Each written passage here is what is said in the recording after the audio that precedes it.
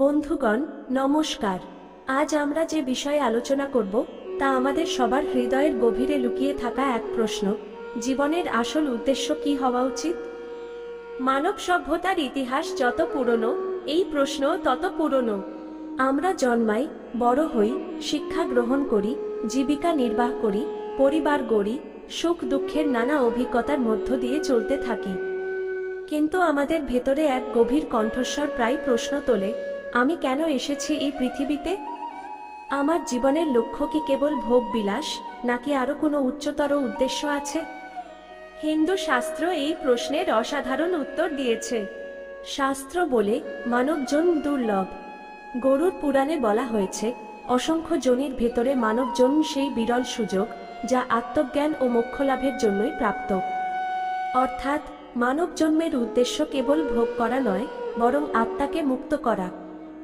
আজকের এই আধ্যাত্মিক ভ্রমণে আমরা জানব হিন্দু শাস্ত্র যেমন বেদ, উপনিষদ, ভগবত গীতা জীবনের উদ্দেশ্য সম্পর্কে কি বলছে। জীবনের চার পুরুষার্থ, ধর্ম, অর্থ, কাম, মোক্ষ, এর মধ্যে কোনটি শেষ সত্য? শ্রীকৃষ্ণ অর্জুনকে কুরুক্ষেত্রে কি শিক্ষা দিয়েছিলেন, এবং আমাদের আজকের জীবনে কিভাবে এই শিক্ষাকে কাজে লাগানো যায়। চলুন তবে শুরু করি। প্রথমে দেখে নিই বেদে জীবনের উদ্দেশ্য সম্পর্কে কি বলা আছে। বেদ হল হিন্দু ধর্মের প্রাচীনতম শাস্ত্র।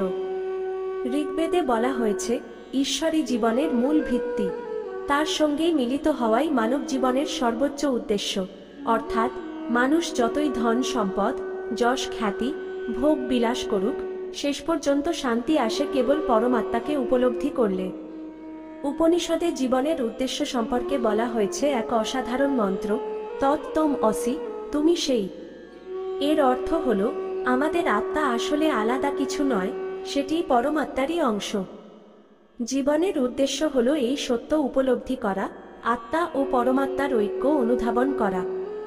কঠোপনিষদে যমরাজ নচিকেতাকে শিক্ষা দেন, মানুষের দুটি পথ আছে, শ্রেয় এবং প্রেয়। শ্রেয় মানে যা আত্মার উন্নতির জন্য, আর প্রেয় মানে যা কেবল ভোগের জন্য।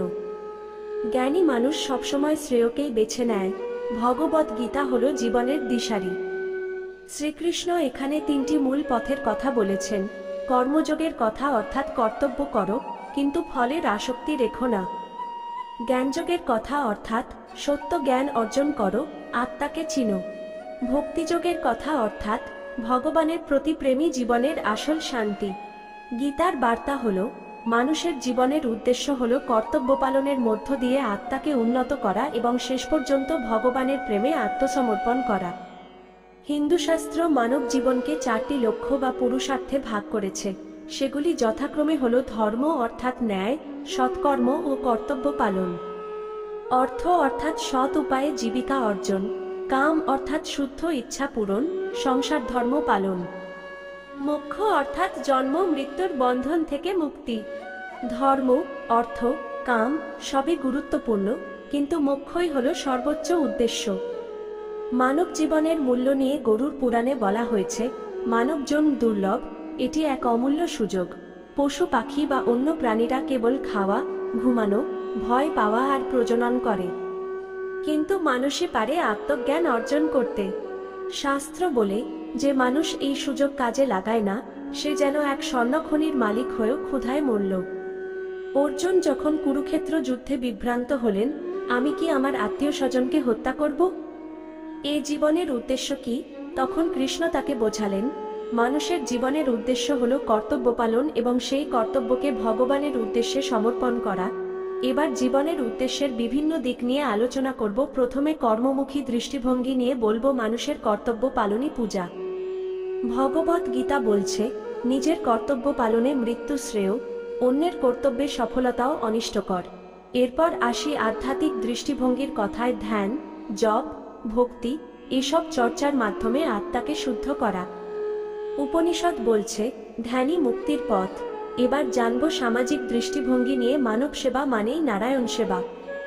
রামকৃষ্ণ পরমহংস বলেছেন, জীবই শিব। অসহায়ের পাশে দাঁড়ানো, সমাজের কল্যাণে কাজ করাই জীবনের অন্যতম উদ্দেশ্য।